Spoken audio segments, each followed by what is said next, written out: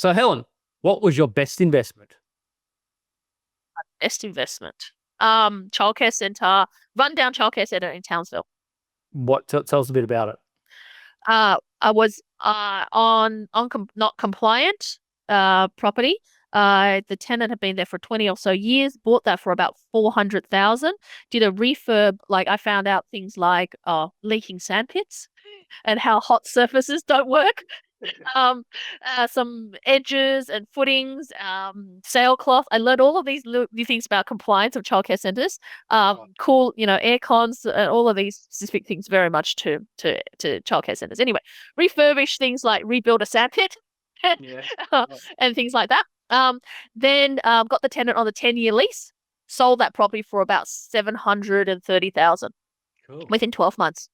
Cool. So what I'm guessing here is you're making a bit of money out of people's hurt. Like this is where, and I agree. Like there's pain is where a bit of profit is sometimes, right? I like to look at the really messy properties because I can see there is value, but it takes a particular skill set. So normally people have run down their properties. I've had clients who I've given them a 9% yielding property, and 5 years later they come back and go, "Here you go. Can you help me sell it? It's half empty." And I'm like, "What did you do?"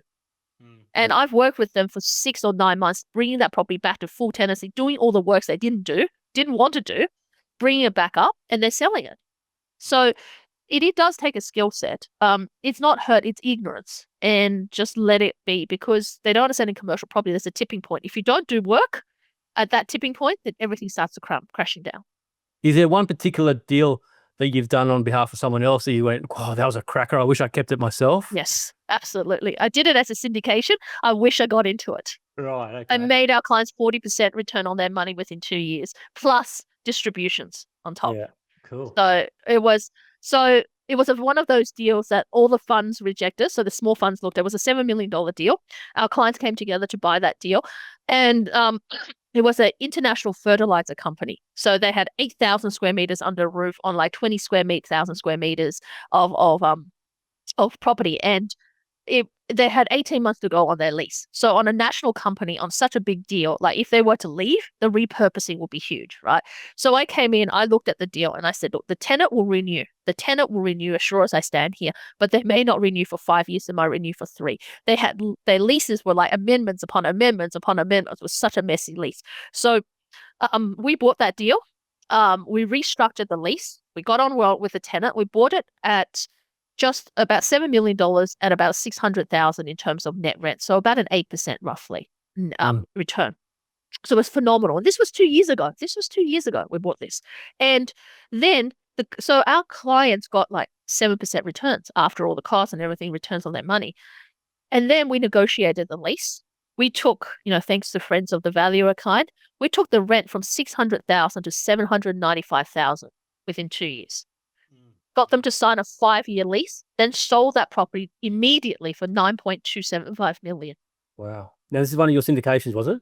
This is one of our Do syndications. you want to briefly run? I know this is not supposed to be an ad for you, the corner, but you've got your big ad there on the side. But tell us a little bit about how these syndications work.